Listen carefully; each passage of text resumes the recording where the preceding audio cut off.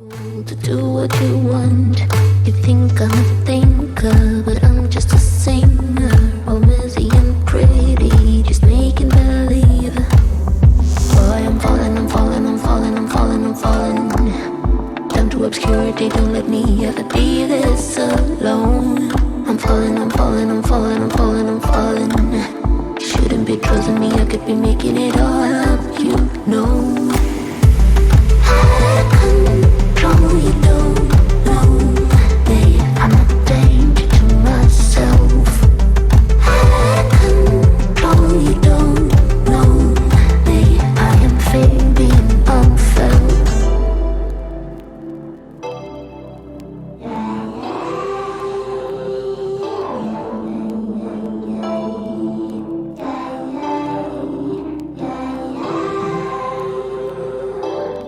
Oh, you look worried and maybe you should. Es un honor presentar al Dr. Víctor Hugo Pedraza Hernández, un profesional de la medicina y la administración de la salud. El Dr. Pedraza es cirujano general y de trasplante renal, egresado de la Facultad de Medicina de la UNAM, siendo así un referente en la Academia Mexicana de Cirugía Cosmética. Es profesor adjunto de la Cátedra de Anatomía en la Facultad de Medicina UNAM y profesor de tiempo completo en la Escuela de Medicina de la Universidad Autónoma de Tlaxcala. Es médico adscrito en el Hospital General de Tlaxcala del OP de Salud y subdirector médico del Hospital General ISSSTE, licenciado en Derecho y maestro en Derecho Penal Acusatorio, fusionando la medicina con la ley. En conclusión, el Dr. Víctor Hugo Pedraza Hernández es un profesional integral dedicado a la medicina, la enseñanza y la administración de la salud. Un referente en el campo médico y jurídico. Gracias por acompañarnos.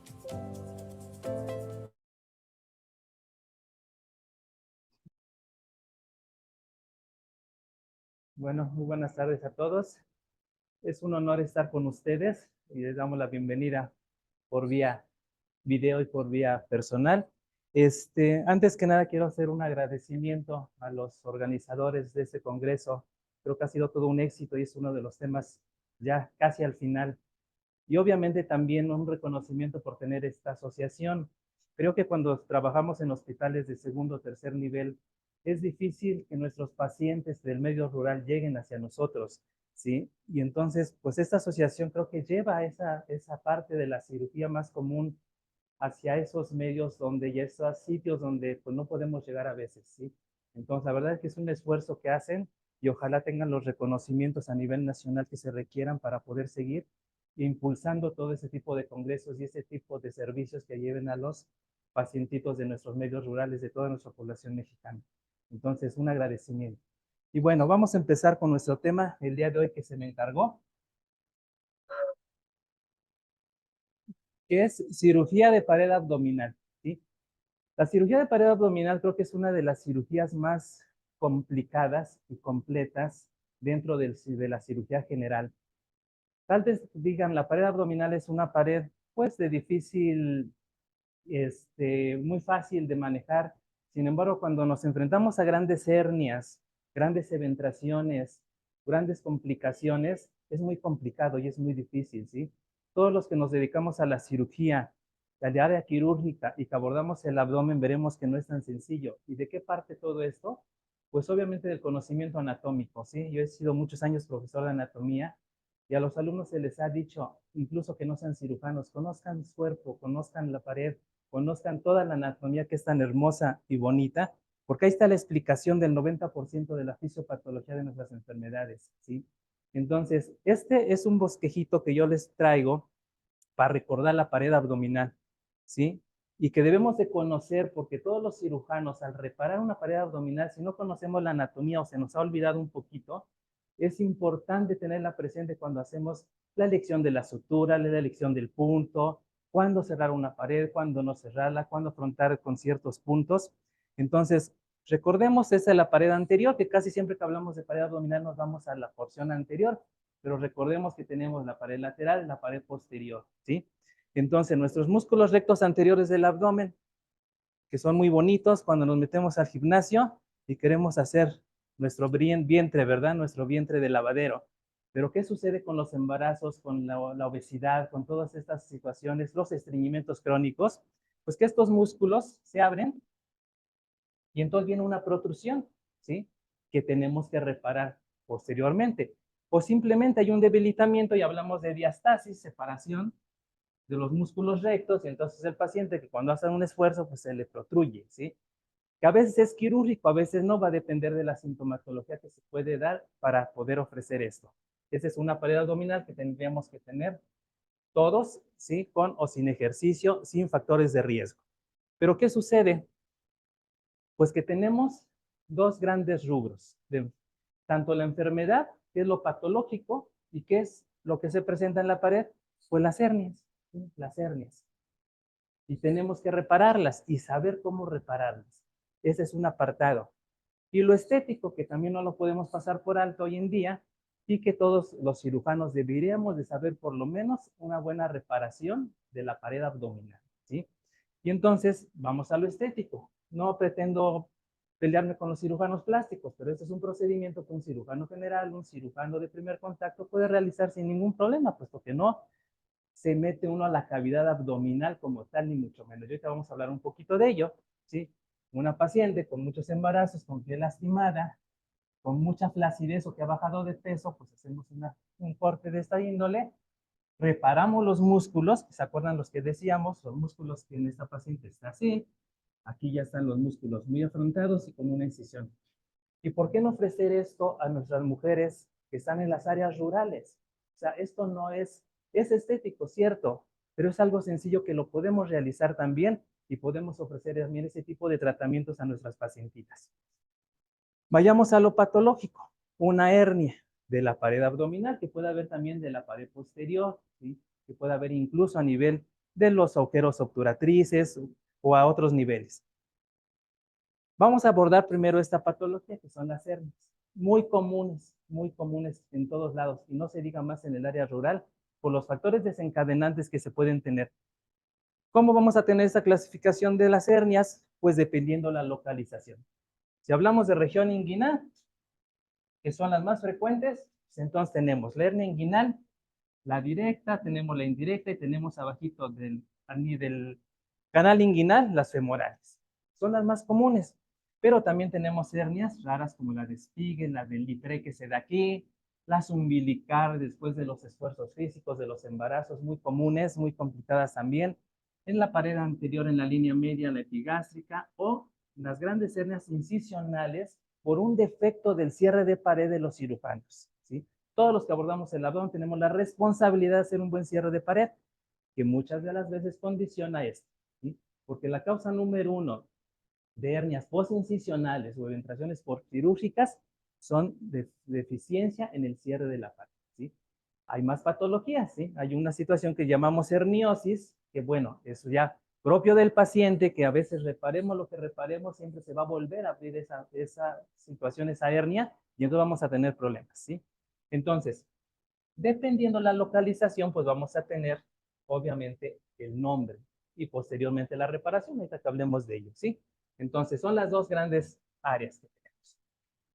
Hablemos de los componentes de una hernia, que sí son recetas de cocina y que toda la vida los van a tener y tenemos que estar presentes, ¿sí?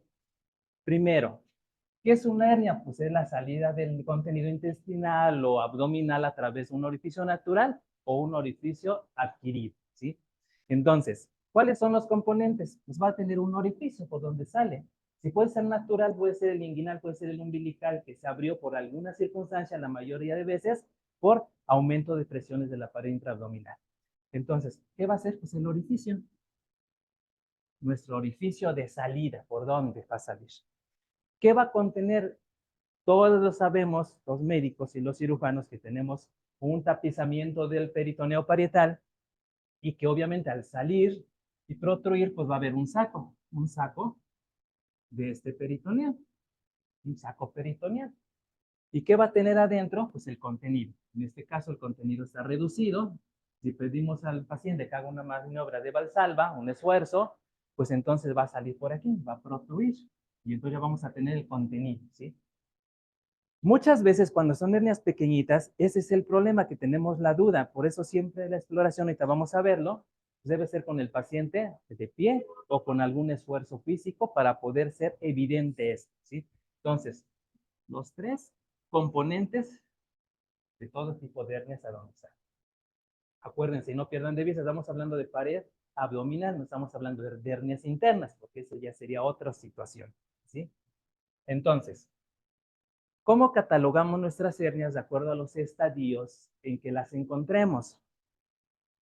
Si yo tengo mi orificio de salida y esta hernia, como llegan la mayoría de pacientes, es de que de pronto hago esfuerzo y me sale, y yo mismo la acomodo y la regreso, ¿sí? Entonces, esta entra, sale y entra. Esta es una hernia que se va a reducir. Ahí es cuando tenemos que abordar el paciente, ahí es cuando lo tenemos que protocolizar y lo tenemos que operar, ¿sí? Muchas veces, y lo que es peor, a veces los compañeros cirujanos dicen, ¿tienes una hernia? Está bien, si no te da problemas, déjatela, no la operes, ¿sí? ¿Cuándo? Cuando se complique. Es como las piedras en la vesícula, decía un cirujano, sí tiene piedras en mi vesícula mi paciente, pero no tiene ningún cólico, no le da problemas, déjeselas, no se las opere. Cuando ya llega un cuadro de colecitis aguda, cuando llega un cuadro de tiocolecisto, cuando llega un cuadro de coledocolitiasis, pues entonces ahí sí tenemos problemas. Entonces, las piedritas, y acuérdense, en vías biliares, todos los pacientes con cáncer de vía biliar o vesícula tuvieron antecedente de litiasis vesicular y incluso asintomático. Entonces, aguas. Aquí también, ¿en qué momento hay que operar la hernia? En el momento que la diagnostiques. Punto. Incluso en el área pediátrica. En el área pediátrica las inguinales son por defecto. Cuando la diagnostiques, opera. La umbilical no. La umbilical es 2 años darle chance para ver si cierra esa umbilical y sin poner un centavito, sin poner un fricolito, sin poner nada. Solita tiene que cerrar a los 2 años. Si no cierra, ya se vuelve quirúrgica. Entonces, esta hernia es reductible. Significa que entra y sale, ¿sí?, del orificio. ¿Qué sucede cuando esto sale y ya no entra? ¿Por qué? Porque la presión del abdomen avienta el intestino generalmente, el epiplón, puede ser mucho el contenido que tiene. Pues entonces ya no va a regresar y entonces este orificio actúa como un cuello de botella y entonces hablamos del siguiente estadio, que es una hernia que sale, pero ya no puede entrar. Entonces hablamos de encarcelamiento, ¿sí?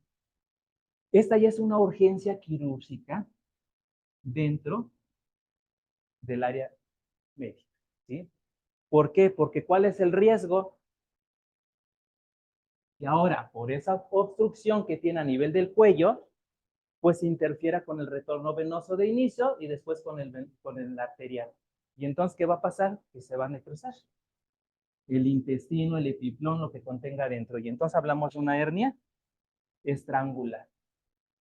Esta y esta son de corrección quirúrgica de urgencia. Esta es programada. Entonces, nosotros, ¿qué quisiéramos operar a los pacientes? Pues todos programados, ¿sí? Para disminuir la morbimortalidad, ¿sí? Y no se diga a nivel rural, pues lo mismo, es exactamente lo mismo en todos lados. Entonces, son nuestros estadios que tenemos que ir evitando, ¿de acuerdo? Ok, ¿cómo hacemos el diagnóstico de las hernias de la pared abdominal? Tan sencillo, que está al alcance de nuestras manos. Clínico, clínico, puramente. Estamos en una situación ahorita de tecnología que todo el mundo quisiera la tomografía o la resonancia para hacer diagnósticos, y lo que es peor, a veces nosotros como cirujanos o como especialistas no sabemos ni interpretar los estudios. Pedimos y hacemos el diagnóstico que el radiólogo nos da, ¿sí? Y nos dice, no hay nada, pues no hay nada. Y el paciente sigue con síntomas y sigue con problemas. O sea, no, yo voy de acuerdo que tenemos que recurrir a estudios de gabinete, de laboratorio y todo esto, y aplicar un poco la tecnología, sí. Pero lo primerito que tenemos son nuestras manos, nuestra experiencia, ¿sí? Y nuestro conocimiento anatómico. El 99% podemos hacer el diagnóstico con la clínica, ¿sí? Y el mismo paciente a veces llega y me dice que sale una bolita, doctor, y de pronto, y si no, pues llegamos a las grandes, que vienen los pacientes masculinos a veces hasta con carretilla, ¿no? Dicen, ya tienen una hernia inguinoescrotal gigante, vamos. Y todavía le dice el médico, necesito un ultrasonido, necesito una tomografía, por Dios, o sea, es tan evidente a veces las cosas. Clínicamente, el paciente lo debes de explorar en decúbito y en bipedestación, ¿vale? ¿Sí?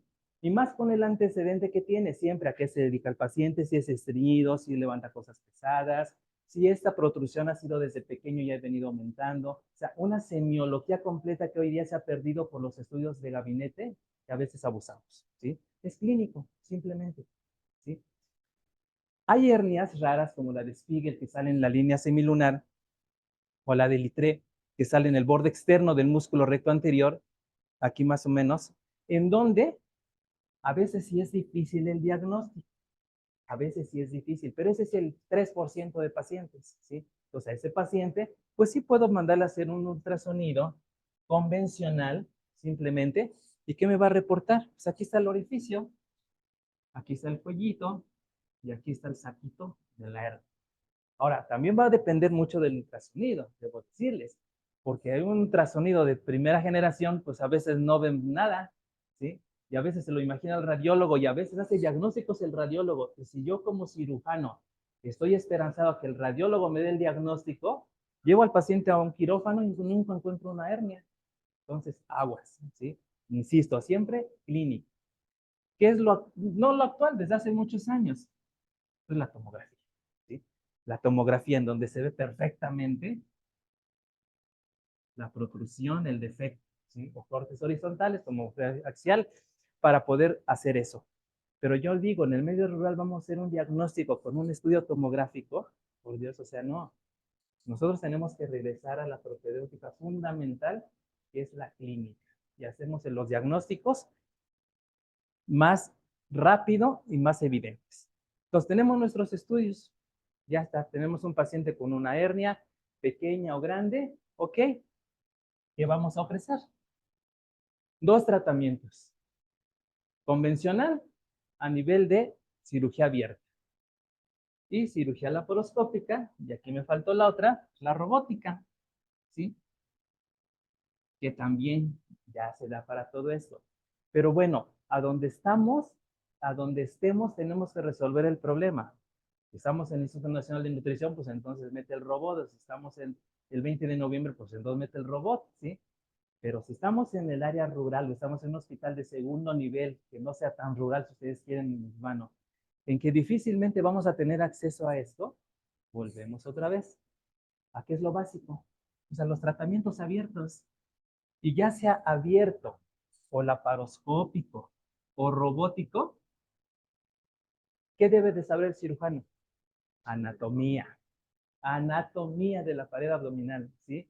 Ese es el problema cuando hacemos la reparación de hernias y hay un alto grado de recidiva, ¿sí? A veces van hasta el 10% dependiendo de la técnica anatómica o quirúrgica que empleemos, pero es porque el desconocimiento de estas estructuras que nos enseñan desgraciadamente en el primer año de anatomía en el cadáver y ahí no valoramos las cosas, ¿sí?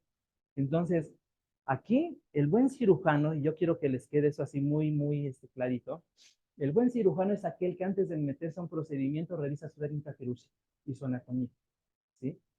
Vamos a dedicarle un tiempecito, ¿sí?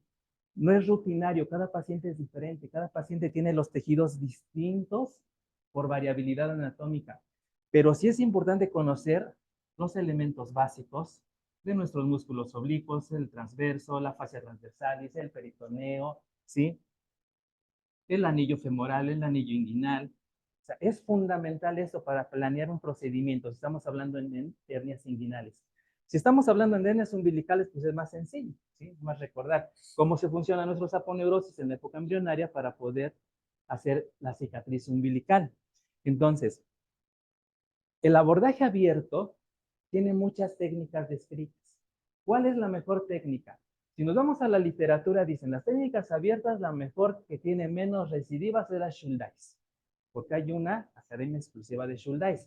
Ajá. Pero tienen años las gentes trabajando en esa técnica quirúrgica. Tienen años. De hecho, en México está la Asociación Mexicana de Hernias, ¿sí? A la cual también yo pertenezco, ¿sí? Que ya son herniólogos, ¿sí? Así son herniólogos. Exclusivamente hernia, toda su vida han ocupado y se han dedicado a reparar hernias. Y también tienen complicaciones y también tienen recidivas. Entonces, aguas con eso. Entonces, el abierto. ¿Cuál es la mejor técnica, les decía yo? La que el cirujano domine, ¿sí? Si a mí me dicen la literatura, yo ya acabo de leer un artículo que me dice que en técnicas abiertas sigue siendo Schuldeis, pero yo agarro otro artículo y los de McVeigh la defienden, y otro que dice Bassini la defiende, y otro que dice Stoppa la defiende. Vamos, son muchos, hasta Mercy todavía. Todas las técnicas las consultamos en los libros, pero aquí yo trato de que ustedes recuerden la anatomía y que hagan la reparación. En ocasiones, cuando hay hernias recidivantes, decimos, ¿sabes qué? Duro con duro y a ver cómo le va al paciente. Ya se ha perdido la anatomía. Y esto es algo importante también. La primera cirugía de hernia que tú realices, debes hacerla bien, porque en la segunda ya te metes en problemas. La anatomía se pierde. Si le colocaron malla de inicio, la malla está toda arriscada, está fibrosa, está hecho, ya difícilmente reconoce las estructuras anatómicas que de inicio, cuando es un paciente virgen, las puedes reconocer. ¿Sí? Entonces, pues, técnicas abiertas, recordemos nada más. Bassini fue la primerita que se ideó, ¿sí? En hernias inguinales, estamos hablando de inguinales ahorita. ¿En qué consiste? Pues en que abrimos la aponeurosis del oblicuo externo, abrimos y sacamos nuestro cordón espermático con nuestra hernia directa o indirecta, la aislamos y la regresamos. ¿Y Bassini qué hace? Pues del tendón conjunto al ligamento inguinal. Sutura con tensión, ¿sí? Con tensión. Que ahora ya no es lo actual, ¿sí? Pero si estamos en el medio rural y no tenemos una malla a veces ni en hospitales de segundo nivel, por Dios, entonces, ¿cómo la reparas? Pues acuérdate de esto. ¿Qué está pasando con nuestros residentes que vienen a tercer nivel? ¿Salen operando esto o esto? Si los metes a medio rural, ya no saben qué hacer. ¿Sí? Entonces, no, o sea, tenemos que ir avanzando en esto y dependiendo, obviamente, de donde estés desarrollando tu potencial quirúrgico, pues tienes que hacer eso, ponerte a la altura. Entonces, Bassini, ligamento inguinal con tendón conjunto. Otra, McVeigh, Cooper con tendón conjunto. Son técnicas con tensión. ¿Por qué? Porque si vas a jalar los tejidos, ¿sí? Pero en ocasiones, cuando nosotros exploramos un paciente aún a estas alturas, en un hospital de segundo nivel, y tú te das cuenta que al unir estos dos tejidos, la tensión es mínima, yo prefiero dejarlos así que ponerles una malla protésica. Y ahorita al final les voy a decir por qué. Porque esto lo único que hizo es debilitar y abrir. Si tú lo regresas, con esas estructuras nacimos. Así estábamos, o sea, no perdimos nada. Entonces, yo reduzco y afronto. Y si queda mucha tensión con el riesgo que se vuelva a recidivar, entonces a lo mejor sí le pongo una malla. Si no, prefiero no ponerle una malla. Y la otra, que también se ha dado mucho, la Schuldeis. ¿Sí? Las Schuldeis son las tres técnicas abiertas que yo les sugiero que estén dominando, que estén practicando y que se hagan expertos en una, ¿sí? En una, ¿sí? Las Schuldeis a veces es muy difícil la disección de la fascia transversalis, porque a veces la confundimos con el peritoneo. Y entonces es difícil a veces la reparación. Pero una McVeigh, yo creo que es la más utilizada a nivel México, digamos, en áreas rurales, ¿sí? ¿Con qué sutura? Ahí viene otra situación. Con una no absorbible. Pero a veces en el hospital tenemos solo seda, pues repárala con una que no se absorba y listo, ¿sí? Y pone una buena sutura para que no se abra. Entonces, estas son técnicas con tensión. Vamos a las técnicas sin tensión. Y entonces vienen los materiales protésicos, que la industria farmacéutica se ha encargado de bombardearnos con tanto tipo de malla, que si es de poro chico, que si es de poro grande, que si es natural, que si es sintética, que si es sintética. O sea, es una serie de situaciones. Y entonces, ¿yo qué les digo si van a poner una malla? Pues pongan con la que el hospital cuente. No digan, ah, no, yo no opero pacientes si no tengo esta malla hasta de marca, ¿no? No, o sea, si tienen y van a poner una malla, coloquen con la que cuenten, punto, ¿sí? Y otra vez, revisemos 2, 3 técnicas para colocaciones de mallas, ¿sí? Poner una planchita, que a veces los epónimos obviamente son por los grandes gentes que han inventado esto, pero a veces los epónimos ni se acuerda uno, ¿sí? Pero ¿qué sucede? Si yo estoy reparando una hernia inguinal y tengo este defecto una vez que he retraído el saco herniario, pues entonces pongo un parchecito.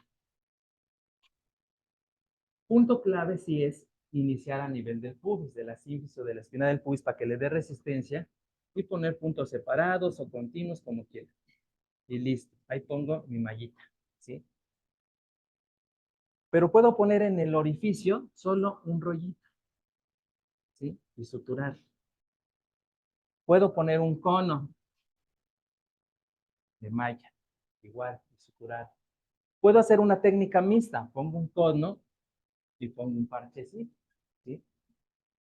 Estas mallas son preperitoneales, ¿sí? Van antes del peritoneo, obviamente. ¿Y qué es lo que estoy haciendo finalmente anatómicamente? Estoy dando otra capita más a las capas normales que tiene nuestro organismo, ¿sí? A nivel inguinal. Si esto yo lo hago a nivel umbilical, generalmente las hernias umbilicales, a menos que sean muy grandes, 10 centímetros, 8 centímetros, se colocan mallas, sino generalmente con puntos de afrontamiento, ceden sin ningún problema, ¿sí? Las grandes hernias postincisionales que a veces tenemos, incluso yo que también me dedico a veces a lo de los trasplantes, a veces se hacen unas hernias gigantes. Yo insisto, si es una hernia gigante que no le da problemas al paciente, no nos metamos en problemas. Ahí sí, déjenlo vivir con su malla, con su hernia, perdón. ¿Por qué? Porque cuando entramos está adherido todo el intestino y lesionamos más para hacer una perforación intestinal, para hacer un descubrimiento y complicamos más a ese paciente que por estética dice, mira, es que se me sale aquí, yo no quiero, pero no le da problemas, no. Entonces vayamos ahí a la cuestión clínica y la estética. Entonces, si es una hernia bastante grande que no juega, no hace problemas obstructivos, no tiene dolor, déjenme, ni la toquen, ¿sí? Y de antemano les digo, una hernia grande postincisional, después de 10 centímetros, aguas. Mejor pidan ayuda. Es complicado, es difícil, mejor refieran al paciente, porque a veces hay que hacer despegamientos desde la parte posterior y poder afrontar. Y las mallas a veces no son suficientes. Entonces, una hernia muy grande, de verdad, mejor refieranla, pidan ayuda, no se metan en problemas a nivel rural, porque les va a condicionar problemas, ¿sí?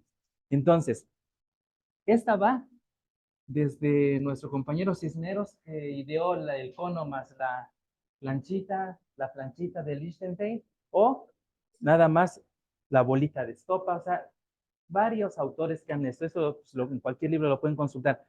Pero insisto otra vez, si van a aplicar una técnica sin tensión, apliquen la que más hayan hecho y vuélvanse experto en una, ¿sí? En una, punto. Todas las hernias tienen alrededor de 0.5 hasta un 5% de recidivas. También, o sea, eso también es una situación, ¿sí? Pero vamos a darle seguimiento al paciente, a lo mejor en 10 años, 15 años. A veces perdemos al paciente, ya no supimos si hubo recidiva, si no hubo recidiva, ¿sí?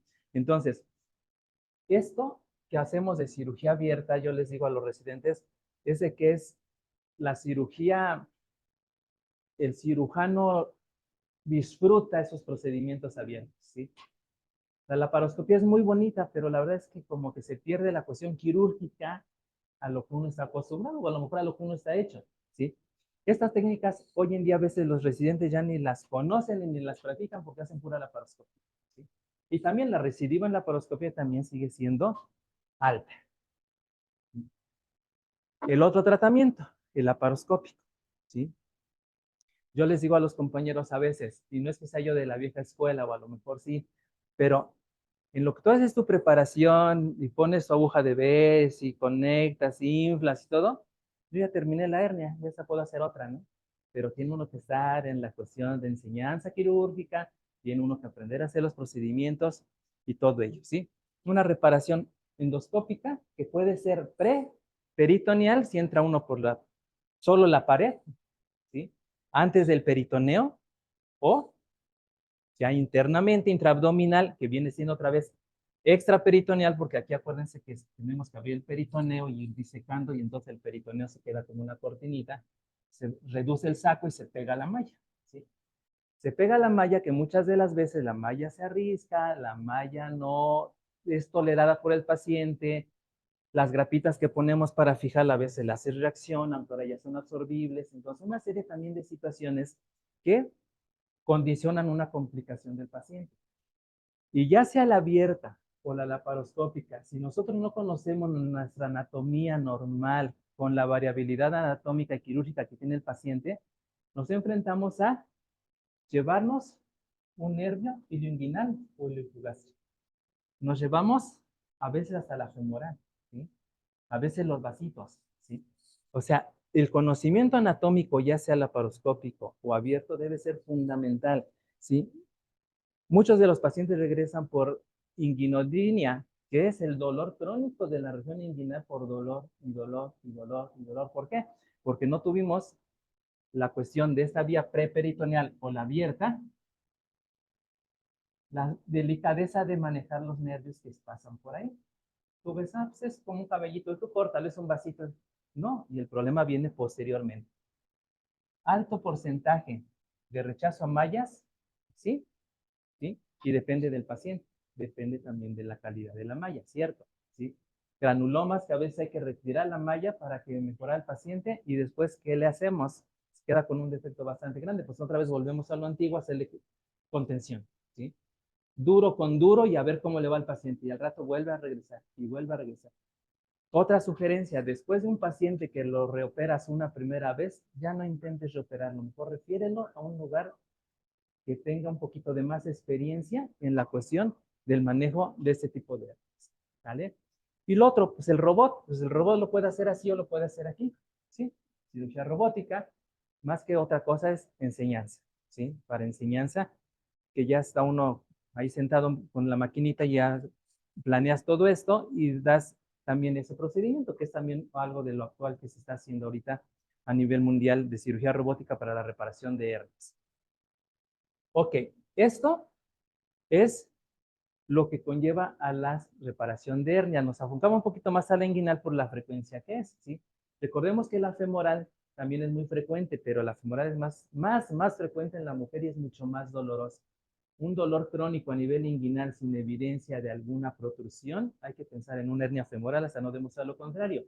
¿Y por qué? Pues porque anatómicamente el orificio femoral es más pequeñito que el orificio inguinal. Y entonces a veces más el pedacito de peritoneo que está pellizcándote ahí.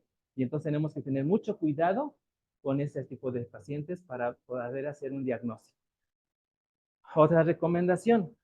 En mujeres casi las hernias inguinales son bilaterales, aunque se evidencian de un lado, pero a veces es bueno explorar el otro porque hay una hernia que posteriormente les va a dar problemas, ¿sí? Y no se diga en el área pediátrica. Generalmente en el área pediátrica, cuando diagnosticamos hernias inguinales en niñas, hay que hacer una exploración bilateral porque seguramente tienen una hernia del otro lado. ¿De acuerdo? Entonces, esto es lo patológico de la pared abdominal, ¿sí? Esto es hernias. Ahora pasamos a algo que también es otro mundo, ¿sí? Lo estético. Lo estético de la pared abdominal, ¿sí? Lo estético de la pared abdominal obviamente puede ir desde una hernia que vaya consigo, una eventración postquirúrgica o de plano una paciente que ha perdido 15 o 20 kilos de peso o que tuvo varios embarazos y que sus músculos pueden estar abiertos, como se ven en las diapositivas, o la flacidez de esto desea que le hagas algo al paciente, ¿sí? O que tiene grandes defectos y que tú puedes aprovechar para poderle hacer una cirugía estética, ¿sí? Y repararle al mismo tiempo las hernias, ¿sí? Muchas veces, ahorita que pasemos la diapositiva ya de cosas reales, verán que como desecamos toda la aponeurosis, la exponemos, se ven muchas hernias que nunca dieron problemas y siempre están ahí, ¿sí? Entonces, esto nada más son unos de los ejemplos de las abdominoplastías que se pueden hacer en la pared abdominal, sobre todo anterior, esta ya sale hasta la posterior. Entonces, fíjense, hernia umbilical, cesárea, 3 embarazos, una pared flácida, músculos completamente abiertos. Entonces, hacemos una planeación quirúrgica. Esa es otra de las cosas que tiene que hacer el cirujano, esté donde esté. Yo tengo mi paciente, tengo mis estudios y entonces, a ver, voy a planear cómo puedo hacer para ayudar a la paciente de la mejor forma y que no solo sea la reparación por lo que vino, a lo mejor le puedo dar una ayudadita más, ¿sí? Entonces, planeamos esto, ok, tiene una cesárea, tiene una hernia umbilical y tiene la pared flácida y protruida por la diastasis que del embarazo surgió los músculos. Pues entonces yo planeo esto, hago mis trazos, ¿sí? Voy a reparar esta hernia y entonces el antes y el después de un procedimiento estético patológico, porque aquí vamos a hablar de ambos, ¿sí? Ok, creo que los cambios son evidentes. Pared abdominal completamente recta, pues obviamente sí, cicatriz que es así, no la podemos, finalmente cirugía, que más que estética es cirugía cosmética, no podemos evitarla, pero bueno, esto va bien exactamente sobre donde va el pliegue, ¿sí? De la ropa interior para que no se vea. Y entonces, ¿qué hacemos ya a nivel quirúrgico? Ok, a nivel quirúrgico, pues trazamos la incisión. Obviamente la paciente está de pie, la planeamos de esta forma, la paciente de pie, la paciente sentada, la paciente acostada. Tomamos varias fotos, varias incidencias para planear, hacer un plan quirúrgico y llevamos la paciente a quirófano.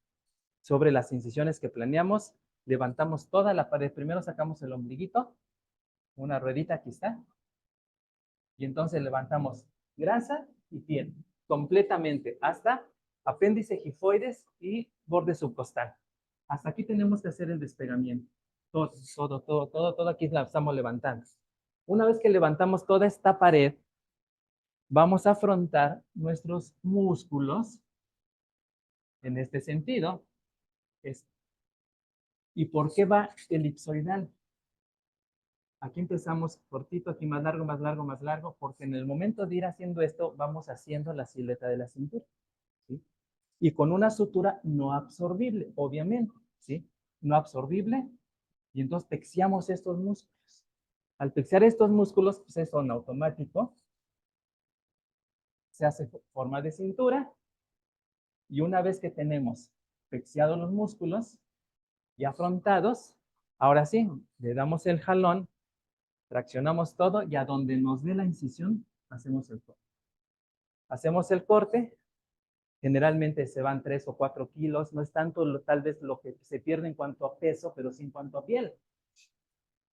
Suturamos el ombligo, le hacemos un nuevo orificio, porque va a quedar por aquí. Una vez que jalemos, este ombliguito va a venir aquí, ¿sí? Y afrontamos el tejido. Obviamente tenemos que dejar drenajes, por lo menos 2 o 3 días, ¿sí? Para que no suceda ahí un seroma o alguna otra situación. Pero hemos entrado a la cavidad abdominal en absoluto. No hemos entrado a la cavidad abdominal, ¿sí? Es pura piel y grasa. Lo mismo, aquí ya están los músculos completamente unidos, ¿sí? Ocasionalmente, aquí fue donde salió el ombliguito, ocasionalmente no podemos hacer el corte más arriba, porque si no, entonces, ¿qué sucedería? Que quedaría muy atención los colgajos, y entonces puede condicionarnos a cicatrices hipertróficas, nos puede condicionar algunas otras cosas. Entonces, a veces, pues tenemos que reparar ese orificio y hacer una sutura subcuticular, subdérmica y sus drenajes, ¿sí? Entonces, y los resultados, pues obviamente, después de un tiempo son esto. Esto es lo estético. Cuando levantamos esto, insisto, aquí a veces aparecen hernias, que son hasta asintomáticas. Ah, chico, mira cuántas hernias tiene. Entonces, las reparamos nada más. Regresamos y reparamos con una sutura no absorbible y listo, ¿sí? La paciente generalmente está hospitalizada 2 días, se puede ir incluso con sus drenajes. ¿Cuándo quitamos los drenajes? Cuando deja de salir, y los puntos a los 8 días. Obviamente la paciente, como hubo este despegamiento, pues vienen las fajas, que aprieten completamente, siquiera durante 40 días mínimo, porque esto se tiene que pegar. Se tiene que pegar completamente, hacer nuevos puentes para poderse pegar y entonces ya quedar con esos resultados, ¿sí? Perdón porque son casos reales, o sea, no son bajados de internet ni mucho menos, pero bueno, es lo que podemos ayudar a las pacientes también, o a los pacientes incluso, cuando bajan de peso, cuando tienen hernias, cuando podemos ofrecer esto. Y yo pregunto, el manejo de la pared abdominal, conociendo la anatomía, no es complicada. Es muy lábil la pared abdominal, ¿sí? Es muy lábil la pared abdominal, ¿sí? Aquí no estamos hablando, a veces dicen, bueno, podemos hacer estos procedimientos con una histerectomía, podemos hacer estos procedimientos con una colestectomía, podemos hacer estos procedimientos combinados con una apendicectomía. La respuesta es no. No nos metamos en problemas si queremos ayudar al paciente. Si es un paciente que tiene una hernia tal vez y no complicada y nos presta para hacer esto, sí, hernias, es pared solamente. Pero si tenemos que entrar a cavidad, la recomendación es no, resuelvan el problema, ¿sí? Muchos pacientes dicen, ya que me va a quitar la matriz o la vesícula, doctor, pues quiten un poquito de lonjita, ¿no? No, ¿sí? Porque hay indicaciones también especiales. Otra recomendación, no hagan ese tipo de procedimientos en pacientes fumadoras o tomadoras, porque los resultados son muy malos, ¿sí? Son muy malos. Y eso es lo que los compañeros, a lo mejor por ahí hay algún cirujano plástico que esté criticando porque un cirujano general puede hacer esto o un cirujano cosmético. Ellos hacen de todo porque son los especialistas y entonces las complicaciones más frecuentes se dan en ellos, ¿sí? Si nosotros escogemos, seleccionamos y hacemos un plan quirúrgico, nos va bien, ¿sí? Y no tenemos por qué tener complicaciones. ¿De acuerdo? Entonces, pared abdominal, patológica y estética. ¿Ok? Pues eso es lo que yo les había preparado. Ojalá les sirva y les cause un poquito de inquietud la situación de poder hacer procedimientos a veces que no son complicados, simplemente es el conocimiento de nuestra anatomía. Entonces, recapitulizando, exploración física completa, bien hecha, no abusar de estudios diagnósticos, reparaciones quirúrgicas abiertas con la técnica que mejor dominen, ¿sí? Con tensión o sin tensión, lo valorarán, ¿sale? Y la otra es ayudar a los pacientes cuando se pueda y se requiera con un procedimiento estético, ¿de acuerdo? Muchas gracias. To do what you want. You think I'm a thinker, but I'm just a singer. All busy and pretty, just making believe. Boy, I'm falling, I'm falling, I'm falling, I'm falling, I'm falling. Down to obscurity, don't let me ever be this alone. I'm falling, I'm falling, I'm falling, I'm falling, I'm falling. You shouldn't be trusting me, I could be making it all up, you know. You don't know me, I'm a danger to myself. I control, you don't know me, I am fading unfelt.